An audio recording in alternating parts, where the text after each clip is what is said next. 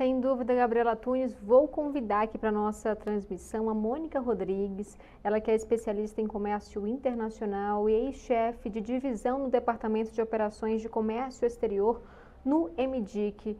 Mônica, muito obrigada pela sua participação aqui no Poder Expresso. Tivemos, então, a publicação de um decreto com regras, de fato, para a aplicação dessa lei da reciprocidade econômica.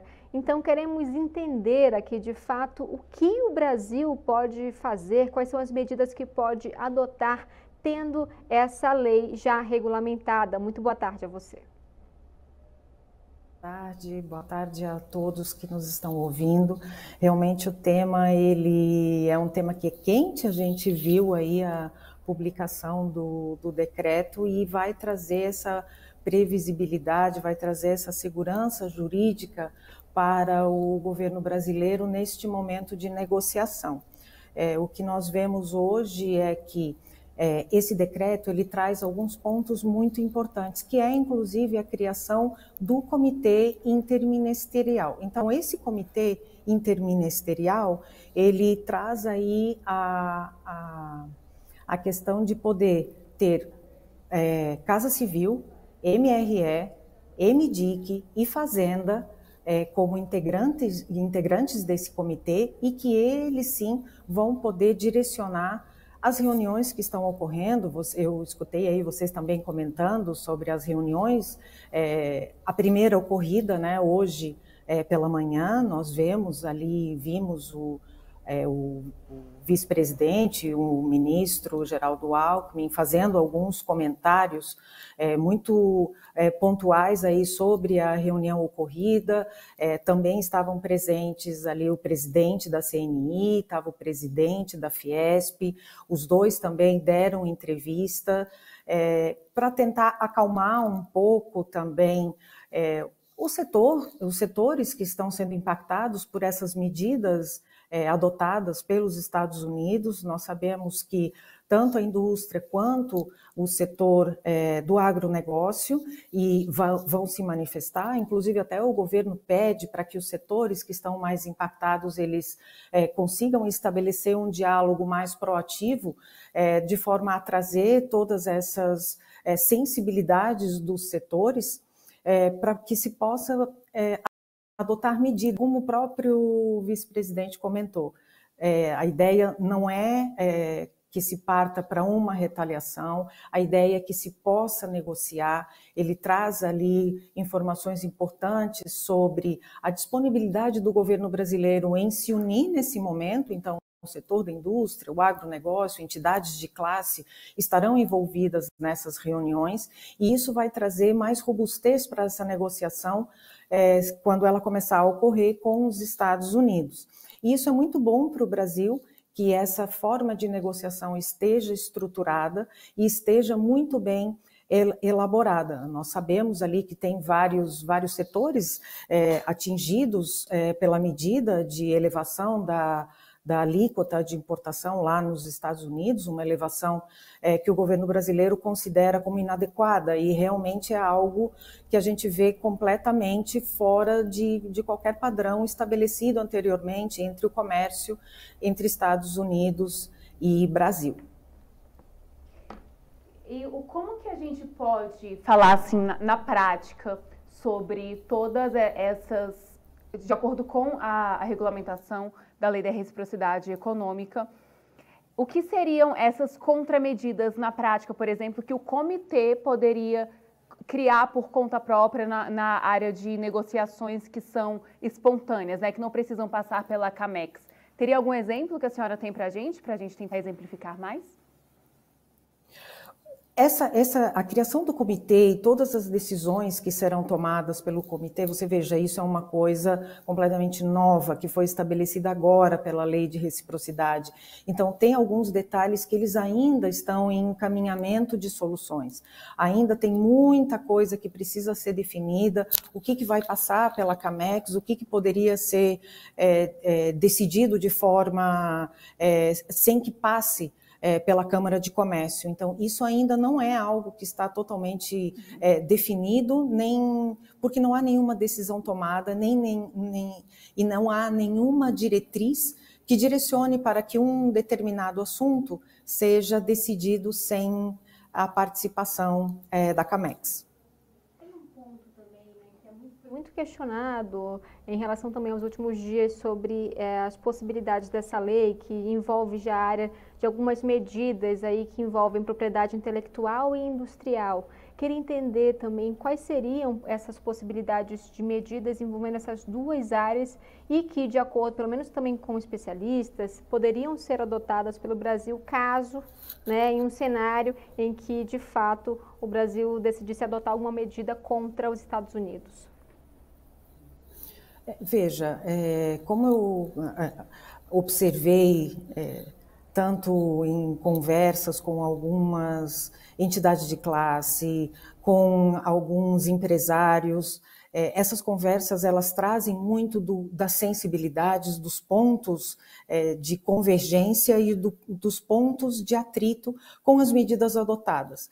Então, muito do que está sendo conversado hoje, tanto nessas reuniões que começam hoje e as reuniões que vão se estender ao longo desse período até que essas tarifas elas sejam efetivamente aplicadas ou que o Brasil consiga fazer essa negociação e até com um pedido de expansão desse prazo, muita coisa vai depender das conversas que estão acontecendo justamente com esses empresários e com todas essas sensibilidades que estão sendo apresentadas.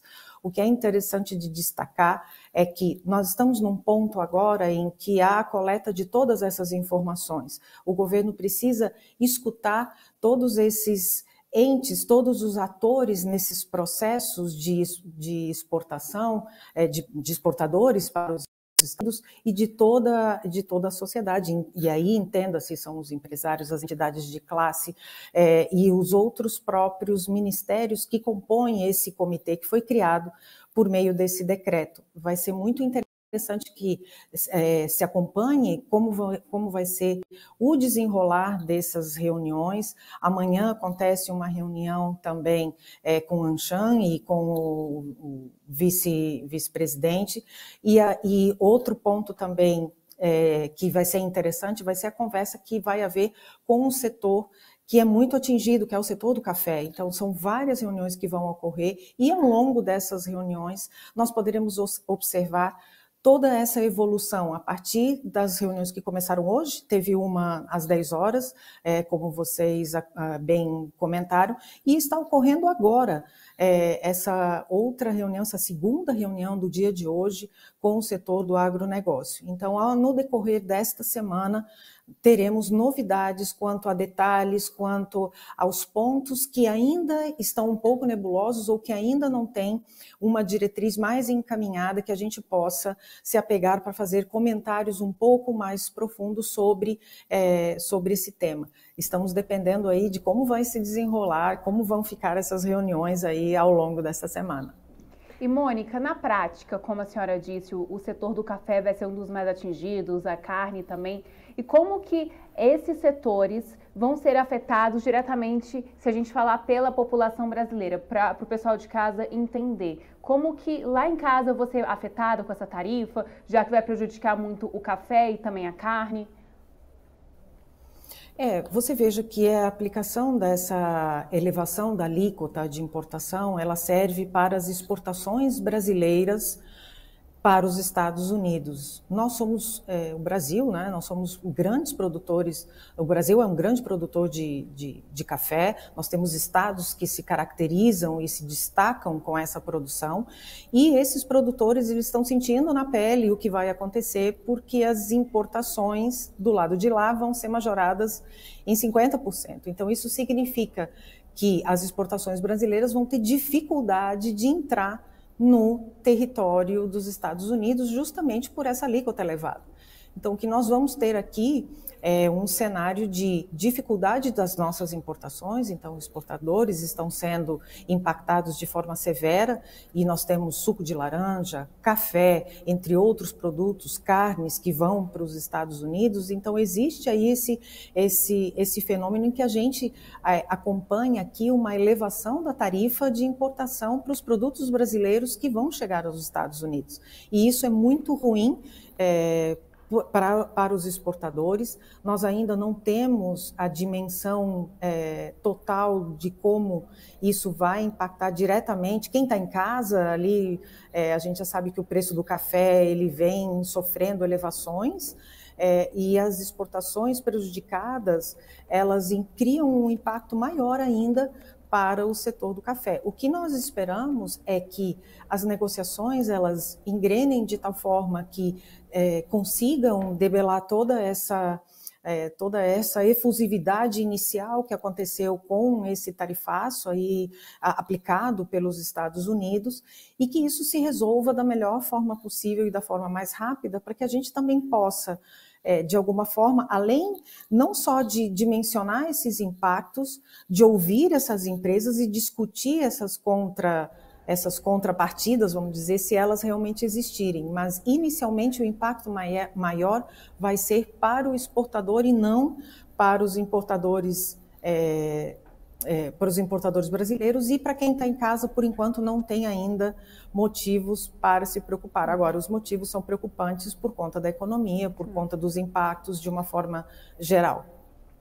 Mônica Rodrigues, muito obrigada pela sua participação aqui no Poder Expresso. Desejamos uma ótima tarde a você e o espaço também fica aberto. Obrigada, boa tarde, eu agradeço pelo convite. SBT News, o maior canal de notícias do YouTube.